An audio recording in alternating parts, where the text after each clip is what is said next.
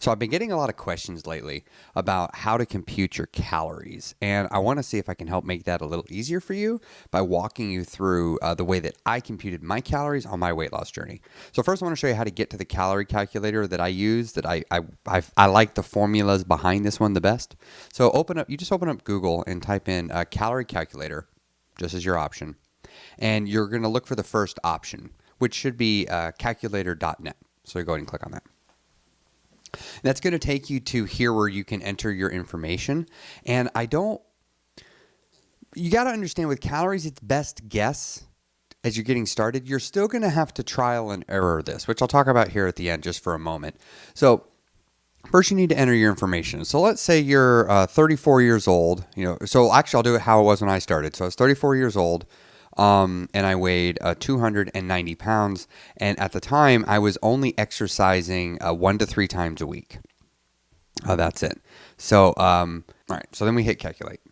Okay. So as you can see here, for me, my maintenance calories were 3,100 calories a day. For me to lose weight, as you can see, I had to be down here. So I didn't start all the way down here. What I usually like to do is take the 1 pound a week number and then kind of take off about 200 calories of that at these bigger numbers. So I'd land a little bit somewhere in between here. That way I sort of had cushion, and I just sort of shot to land around that number, maybe a teeny bit over it, maybe a teeny bit under it, but I just wanted to be around it. Now let's back up for a second though. I want to talk about this activity drop-down box here, because if you lie here, you're lying to yourself, and lying here doesn't change math.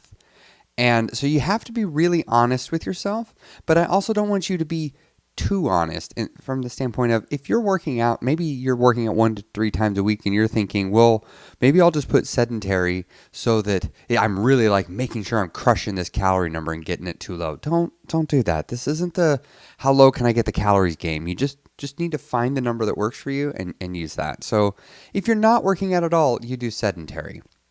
Now also don't do what you intend to do. Do what you've done for the last 2 weeks. So if you haven't worked out for the last 2 weeks, you should select then sedentary. But let's say it's been 2 or 3 weeks of working out, and it might make sense at that point to go recompute your calorie number based off of your increase in exercise. All too often what people will do is they'll increase the calories with the expectation that the exercise will happen, but then the exercise doesn't come, and now you potentially might have even put yourself into a surplus. You certainly are more than likely going to have wiped out your deficit. So this is why I strongly encourage you to always look at the last couple of weeks and go with that number. So for me in the beginning of my journey, I was working out 3 times a week because I didn't track calories for months before I got started. So again, hitting calculate here.